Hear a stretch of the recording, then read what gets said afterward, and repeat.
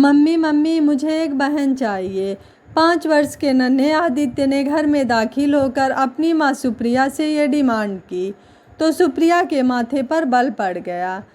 उसने टीवी पर चल रही अपनी मनपसंद सीरियल से ध्यान हटाकर आदित्य की ओर देखा और पूछा, बेटा तुम हमेशा कहते हो कि तुम्हें कोई भाई बहन नहीं चाहिए, क्योंकि कोई बहन या भाई आ जाएगा तो तुम्हें उसके साथ अपना रूम और खिलौने शेयर करने पड़ेंगे, जबकि तुम अपना रूम और खिलौना किसी के साथ शेयर नहीं करना चाहते हो। फिर आज अचानक ऐसा क्या हो गया जो तुम अपने लिए भाई बहन की डिमांड कर रहे हो? मैंने आज बुआ को अपने ससुराल से आकर बीमार दादी की केयर करते देखा तो मुझे लगा कि पापा के जैसे मेरी भी एक बहन होनी चाहिए जो आप लोगों के बीमार होने पर आपकी केयर कर सके। क्यों, क्या हम बीमार होंगे तो तुम हमारी केयर नहीं करोगे? सुप्रिया ने कहा। नहीं, बिकॉज़ ये ड्यूटी बेटियों की होती है। हमारे सामने वाले पर्पल बिल्डिंग वाले दादाजी को देख लो। लेफ्ट साइड वाली येलो बिल्डिंग वाली दादी और राइट साइड वाली रेड बिल्डिंग वाले दादा दादी की भी केयर उनकी बेटियां ही करती हैं। अपने बेटे की मासूम अंदाज में सहज भाव से कही गई ये बातें सुनकर सुप्रिया के हाथों के तोते उड़ गए। वह जल्दी से बिल्डिंग के लेफ्ट ब्लॉक के अपने आशियाने से निकलकर राइट ब्लॉक में दाखिल हुई, जिसके हाल में दीवान पर बैठी उसकी बूढ़ी सास आरती को उसकी ननद प्रिया दवा पिला रही थी। दवा पीने के बाद आरती प्रिया से बोली, अरे मैं कितनी मूर्ख हूँ जो इस पापी के पैदा होने पर यह सोचकर खुशी से फूली नहीं समाई थी कि मेरा बुढ़ापा का सहारा आ गया, और तेरा जन्म होने पर यह सोचकर शोक में डूब गई थी कि तू हमारी खून पसीने की कमाई खाकर पराए घर चली जाएगी। लेकिन आज जब मैं अपने पति को खोकर और बीमारी का शिकार होकर लाचार जीवन बिता रही हूँ तो तू ससुराल से आकर मेरी देखभाल कर रही है, और ये निर्दयी इसी घर में रहकर भी मेरी सेवा करने की जगह अपनी बीवी की गुलामी कर रहा है। अरे अब तो मैं कहूँगी कि लोगों को बेटी के जन्म पर खुशियाँ और बेटे के जन्म पर मातम मनाना चाहिए। जवाब में प्रिया गंभीर स्वर में बोली, माँ आपसे कितनी बार कहा है कि ऐसे बातें मत किया करो, लेकिन आप हो कि हमेशा इसी तरह की बातें करती हो। कभी सोचा है आपने कि भाभी कभी आपकी इस तरह की बातें सुन लेंगी तो उन्हें कितनी चुभेगी? प्रिया, भाभी ऑलरेडी ये बातें सुन चुकी, लेकिन ये बातें उन्हें बिल्कुल भी नहीं चुभी, क्योंकि माँ जी ने कुछ भी गलत नहीं कहा।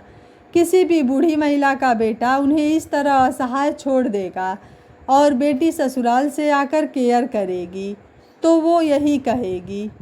पर मैं तुमसे प्रॉमिस करती हूँ कि न अब कभी माँ जी को अपने बेटे को बुरा बोलने की ज़रूरत पड़ेगी और न तुम्हें अपने ससुराल से आकर इनकी सेवा करनी पड़ेगी।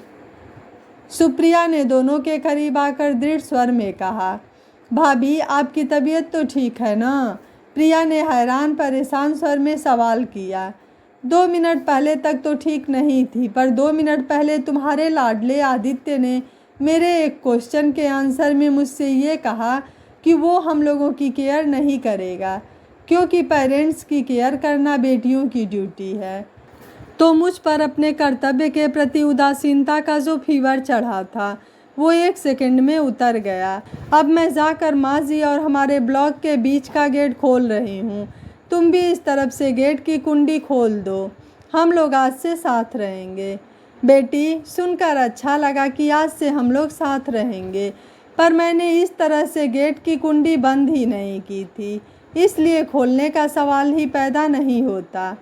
मेरी ये बात हमेशा याद रखना कि बच्चे भले ही अपने माता पिता के लिए दरवाजे बंद कर दें, पर माता पिता अपने बच्चों के लिए अपने घर के दरवाजे कभी बंद नहीं करते। आरती ने सुप्रिया की बात पर प्रतिक्रिया व्यक्त करते हुए कहा, और अपने दिल के दरवाजे भी कभी बंद नहीं करते। आ जाओ, कहकर आरती ने अपनी बाहें फैला दी, जिसमें जाकर सुप्रिया समा गई। ये सुखद दृश्य देखकर प्रिया की आंखें भर आई। बेटा, अपने घर जाकर हॉल का इस तरफ वाला गेट खोल दो। आज से हम लोग साथ रहेंगे। आरती से अलग होने के बाद सुप्रिया ने अपनी नम हो चुकी आंखों को साफ करते हुए हॉल में दाखिल हुए आदित्य से कहा तो उसकी खुशी का ठिकाना नहीं रहा। हुर्रे अपनी खुशी को चीख कर इजहार करने के बाद वह करीब 4 साल से माँ बेटे और सास बहू के संबंधों का बंद द्वार खोलने चला गया। दोस्तों, कहा जाता है कि परिवार और घर बच्चों की प्राथमिक पाठशाला होता है।